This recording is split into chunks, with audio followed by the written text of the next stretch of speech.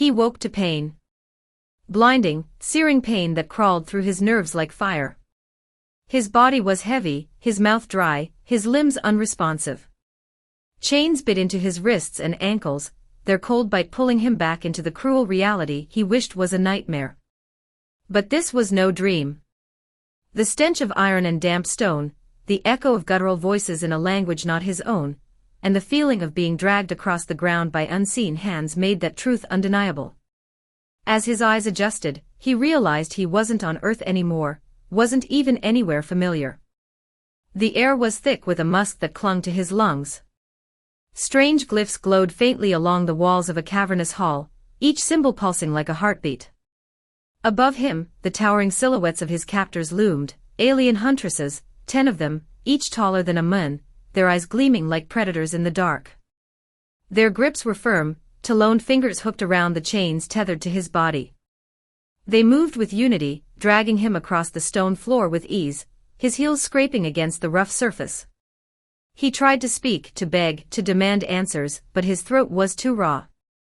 All he could manage was a ragged breath that drew their attention. One of the huntresses bent close. Her face was sharp, inhumanly beautiful yet terrifying, her skin marked with tribal scars, her lips curling back to reveal predatory fangs. She leaned down to his ear, her breath hot and metallic, and whispered words in broken English, words that froze his blood. "Don't scream. It makes the meat tough." The others hissed in amusement, their voices blending into a chorus of cruel laughter. His stomach knotted, terror clawing up his spine. Meat. That's what they thought of him. Not a soldier, not a man. Just flesh, a sacrifice, prey to be devoured. They dragged him into a massive chamber where firelight danced against the walls. Bones, human bones, were piled in heaps, polished and arranged into grotesque displays. Chains hung like decorations, some still bearing the rust of old blood. At the far end of the chamber, on a throne carved from the ribcage of some colossal beast, sat their queen. She was larger than the rest, her body adorned with golden armor that gleamed against her pale, scarred skin. A crown of bone rested atop her head, and her eyes glowed with cruel intelligence. At her side, a younger figure knelt, a princess, perhaps, her features softer but marked by sorrow. She refused to meet his gaze.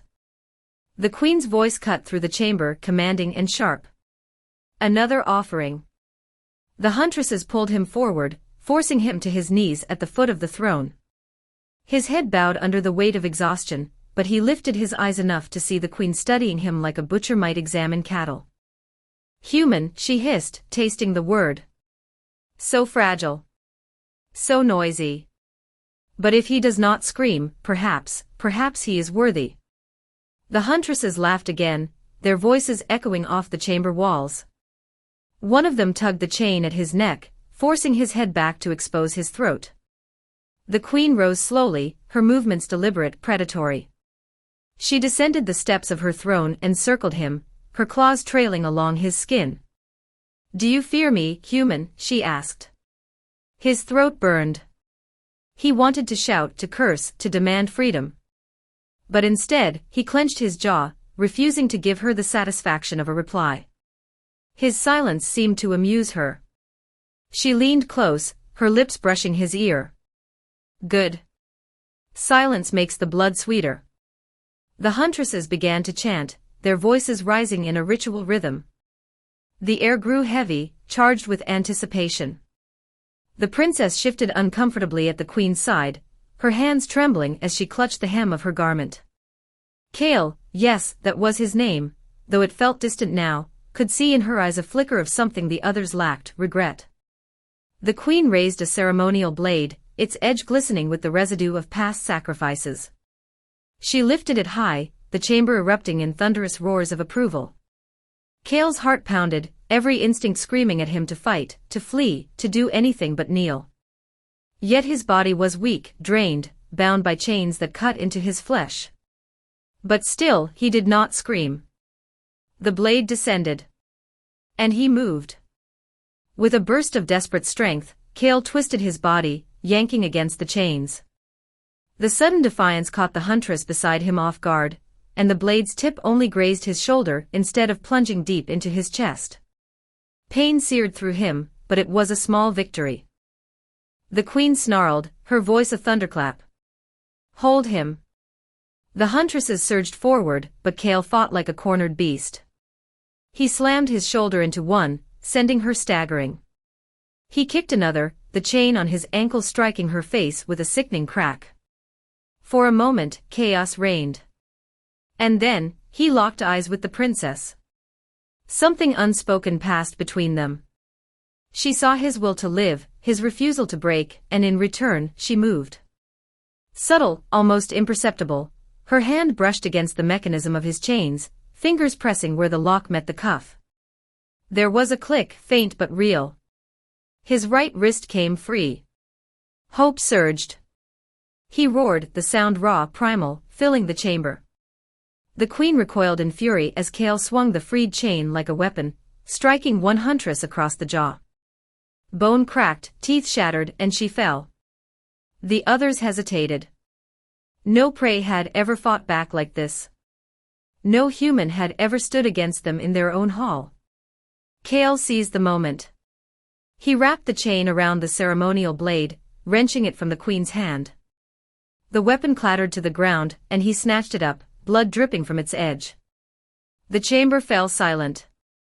The queen's eyes blazed with rage. "Kill him." But the huntresses wavered. Their queen had promised them weak, screaming prey. Yet here stood a man who bled and fought and refused to yield. Doubt rippled through their ranks. Kale raised the blade, his voice hoarse but defiant. "I am not your meat." The words echoed through the chamber like thunder. The princess stepped forward, her voice trembling but clear. "Mother, he is not prey." The queen turned on her with a snarl, betrayal twisting her features. Silence. But it was too late. The seed of doubt had been planted. The huntresses exchanged uneasy glances, their grip on their weapons faltering. The king, who had been silent until now, rose from his seat beside the throne. Towering, armored, his presence silenced even the queen's fury. His gaze fell upon Kale, then upon the blade in his hand. "For generations," he rumbled, "we have followed strength. But strength built on lies is weakness." His eyes burned into the queen's. "This human unmasks you." The queen shrieked in fury, lunging at Kale. He met her charge head-on, the blade flashing. Chains clattered, blood sprayed, and the chamber shook with the force of their clash. She was stronger, faster, but he was desperate. And desperation made him dangerous. The fight raged, steel against claw, will against tyranny. Finally, with a surge of strength, Kale wrapped the chain around her throat and pulled, dragging her to her knees. The queen thrashed, claws raking his flesh, but he held firm, tightening the chain until her screams turned to choked gasps. He leaned close, his voice low but cutting. "You told me not to scream. Now listen to your own silence." And with that, the queen's reign ended. Her body fell limp, the chain clattering as it slipped from Kale's grasp. The chamber erupted, not in outrage but in stunned silence. The huntresses stared, not at a victim, but at a warrior who had slain their queen. The king raised his hand, his voice carrying like judgment. "This human stands free. No longer prey. He is warrior." The word struck like a hammer. To be named warrior by the king was law. None dared defy it. The huntresses dropped their weapons, kneeling in acknowledgement. The princess bowed her head, tears glistening in her eyes. The balance of power had shifted, and it was all because one man refused to scream. Kale dropped the blade onto the altar with a metallic clang, the sound final. His chest heaved, his body broken, but his spirit unyielding. He turned, walking through the kneeling huntresses, the moons shining down upon him through the great window above.